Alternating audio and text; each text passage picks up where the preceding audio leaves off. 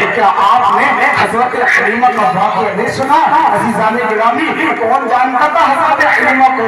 کون پہچانتا تھا حضرت حلیمہ کو؟ پیارے آقا علیہ السلام کی تو بدولت تھی جو آج لوگ حضرت حلیمہ کو جانتے ہیں، پہچانتے ہیں۔ مصطفیٰ کریم صلی اللہ علیہ وسلم کا مبارک بچپن شروع ہوتا ہے، حضرت حلیمہ کے بھاگ جاتے ہیں۔ عزیزان ملت اسلامیہ، توجہ کے ساتھ سنیں، ذہن کو قریب کرنے کی کوشش کیجیے۔ حضرت حلیمہ فرماتی ہے میں اس قدر کمزور تھی، میں اتنا کمزور تھی کہ بستی کے اندر سب سے زیادہ کمزور یہی تھی، میں بھی کمزور تھی، میرے جانور بھی کمزور تھے، میرے جو بڑے بچے تھے وہ بھی کمزور تھے۔ جب مکہ شریف میں قافلے والوں کے ساتھ مکہ شریف گئی تو قافلے والے آگے نکل گئے تھے اور میرا جو جانور تھا وہ پیچھے رہ گیا تھا، اس لیے کہ میری جو سواری تھی وہ کمزور تھی۔ مجھ سے قافلے والے کہتے تھے اے حلیمہ کیسا جانور لے کر آئی ہو، بڑا کمزور جانور ہے۔ میرے بھائیوں، قافلے والے آگے پہنچے تو مکہ میں جانے کے بعد جتنے بھی امیر لوگ تھے سب کے بچے لیے پرورش کرنے کے لیے اس وقت یہ ہوتا تھا کہ جس کے ہاتھ جتنا امیر بچہ لگ جاتا تھا تو اس کو اتنے ہی موٹے پیسے ملا کرتے تھے، اتنی زیادہ رقم ملا کرتی تھی۔ حضرت حلیمہ لیٹ پہنچی کیونکہ آپ کی جو سواری تھی کمزور تھی، آپ سب سے لاسٹ میں پہنچے، سب سے بعد میں پہنچے۔ لیکن میرے بھائیوں، جب اللہ پاک دینے پر آتا ہے نا تو جناب لاسٹ والے کو اتنا دیتا ہے سامنے والوں کو نہیں ملا کرتا ہے۔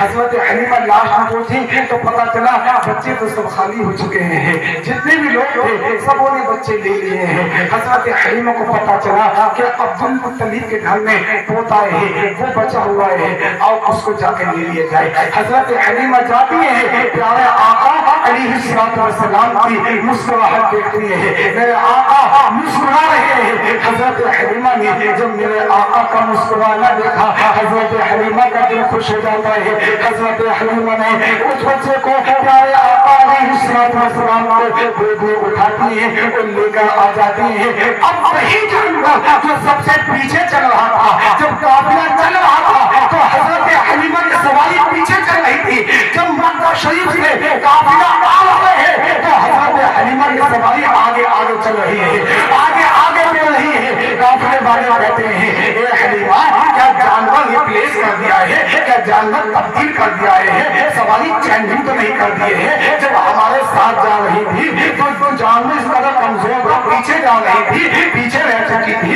لیکن اب تمہاری سواری سب سے آگے چل رہی ہے۔ معاملہ کیا ہے عزیزان ملت اسلامیہ؟ حضرت حلیمہ خاموش رہتی ہے، دل میں مسکرا رہی تھی۔ اب حضرت حلیمہ پیارے آقا علیہ السلام کو اپنے گھر پر لے کر آتی ہے۔ جیسے ہی مصطفیٰ کریم صلی اللہ علیہ وسلم کو حضرت حلیمہ اپنے گھر پر لے کر آئی ہے تو حضرت حلیمہ کا گھر جگمگانے لگا، سبحان اللہ۔ حضرت حلیمہ کا گھر ویران تھا، میرے آقا کے قدموں کی برکت سے حضرت حلیمہ کے گھر رونقیں ہونا شروع ہو جاتی ہیں۔ محترم سامعین، وہ بکریاں جو دودھ نہیں دے رہی تھی اب آقا کے قدموں کی برکت سے انہوں نے دودھ دینا بھی شروع کر دیا ہے۔ محترم سامعین، بستی والے آ رہے ہیں حضرت حلیمہ کے گھر کو۔ حضرت حلیمہ کے گھر میں اب رات بھر روشنی ہو رہی ہے، گھر جگمگا رہا ہے۔ جو بستی والے ہیں وہ حضرت حلیمہ کے گھر پر آتے ہیں، وہ آنے کے بعد کہتے ہیں اے حلیمہ زیادہ امیر بن چکی ہو کیا، زیادہ مالدار بن چکی ہو؟ ہم تو دیکھتے ہیں بڑے سے بڑے امیر کا گھر ہوتا ہے تو جب وہ رات کو سوتا ہے تو لائٹ کو آف کر کے سوتا ہے، چراغ کو آف کر کے سوتا ہے، بجھا کر سوتا ہے، کیونکہ اس زمانے میں چراغ تھے۔ تو لوگ کہتے ہیں اے حلیمہ امیر انسان ہوتے ہیں، دولت مند ہوتے ہیں، وہ بھی اپنے چراغ کو گل کر کے سوتے ہیں، تمہارا معاملہ کیا ہے؟ پیسے زیادہ آ چکے ہیں جو چراغ بند نہیں کر رہی ہو؟ تو حضرت حلیمہ نے کہا ایسا کچھ نہیں ہے کہ میرے گھر کے اندر یہ جو مبارک بچہ آیا ہے اس کے چہرے میں اتنی نورانیت ہے، اس کے چہرے کی برکت سے میرا گھر جگمگاتا رہتا ہے، میرے گھر سے نور چمکتا رہتا ہے۔ عزیزان ملت اسلامیہ، کہنے والے نے کہا یہ کہتی تھی گھر میں جا کر حلیمہ، یہ کہتی تھی گھر میں جا کر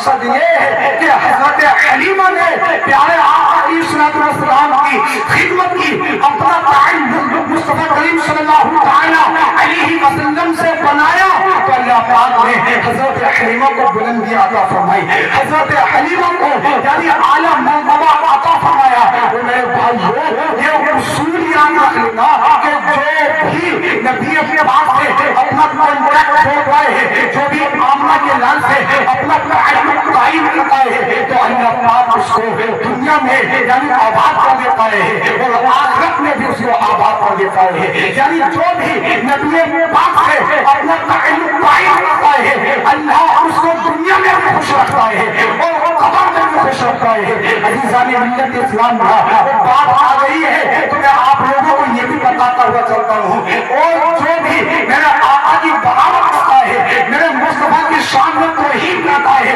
میرے آقا کی گستاخی کرتا ہے، قسم رب خدا کی، وہ دنیا کے اندر ذلیل و رسوا ہو جاتا ہے۔ کیا تم نے وسیم رضوی کا نام نہیں سنا ہے؟ اس کو دنیا جانتی تھی، اس کو دنیا پہچانتی تھی، اس کے جو اہل و عیال تھے وہ اس سے بڑی محبت سے پیش آیا کرتے تھے، لیکن جب اس نے نبی کی شان میں گستاخی کی ہے تو جناب دنیا کا وہ بدبخت انسان بن چکا ہے، اس کے اپنوں نے بھی اس کو چھوڑ دیا ہے۔ اور یہ اتہاس ہے، یہ تاریخ ہے، جو بھی پیغمبر اسلام کی شان میں بھوکتا ہے، جو بھی مدینے والے آقا کی شان میں گستاخی کرتا ہے، تو دنیا کے اندر ذلیل و رسوا ہو جایا کرتا ہے۔ آپ تعلیم میں اٹھائیں تو پتہ چل جائے گا۔ اس لیے میرے عزیزوں پیارے آقا علیہ السلام سے سچی محبت کرو، اور یہ بھی اصول ہے جو آمنہ کے لال سے محبت کرتا ہے، اللہ تعالیٰ کو بتانا اس کا نام دنیا میں بھی روشن کر دیتا ہے اور قبر میں اس کا نام کو روشن کر دیتا ہے۔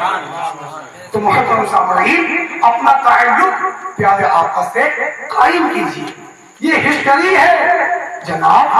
جو بھی پیارے آقا علیہ السلام کے نام کو کس کو نام کو روشن کرنے کی کوشش کرتا ہے تو اللہ پاک اس کے نام کو روشن کر دیتا ہے، اللہ پاک اس کے نام کو بلندی عطا کرتا ہے۔ جو بھی میرے آقا کے نام کو بڑھانے کی کوشش کرتا ہے، میرے آقا کی شان بڑھانے کی کوشش کرتا ہے تو اللہ پاک اس کو بلندی عطا فرماتا ہے۔ اس لیے کہنے والے نے کہا وقت کا امام ہو گیا ان کا جو غلام ہو گیا، وقت کا امام ہو گیا ان کا جو غلام ہو گیا، وقت کا امام ہو گیا ان کا نام لے بجے ہوا، ان کا نام لے بجے ہوا، اس کا اونچا نام ہو گیا، ان کا نام لے بجے ہوا، اس کا اونچا نام ہو گیا۔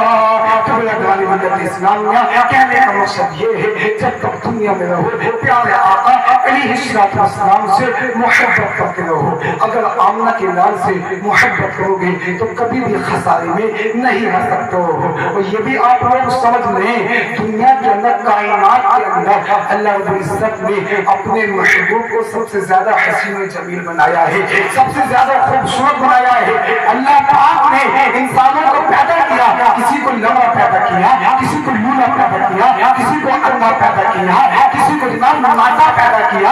اللہ نے سب کو بنایا ہے لیکن کچھ نہ کچھ کمی رکھی ہے۔ عزیزان گرامی اب آپ کہیں گے وہ کمی کون سی ہے؟ وہ کمی یہ ہوتی ہے اگر کسی انسان کا چہرہ خوبصورت ہوتا ہے تو آواز خوبصورت نہیں ہوتی ہے، آواز خوبصورت ہوتی ہے تو بال خوبصورت نہیں ہوتے ہیں، بال بھی خوبصورت ہے، آواز بھی خوبصورت ہے، چہرہ بھی خوبصورت ہے، تو اس کے کاموں میں کمی ہوتی ہے، کچھ نہ کچھ نقص ہوتا ہے۔ لیکن میرے بھائیو اللہ رب العزت نے جب اپنے محبوب کو بنایا ہے تو جانتے ہیں آپ آقا کی آنکھیں آنکھیں لاجواب ہے، میرے آقا کی زلف لاجواب ہے، میرے آقا کا چہرہ لاجواب ہے، میرے آقا کے کام لاجواب ہے، میرے آقا کے دست مبارک لاجواب ہے، یعنی سر سے لے کر پیر تک میرے آقا کو اللہ نے لاجواب ہی لاجواب بنایا ہے۔ اور ارشاد فرمایا لقد کان لکم فی رسول اللہ اسوۃ حسنہ، تمہیں کھانا کیسے کھانا ہے مصطفیٰ کی زندگی کو دیکھو،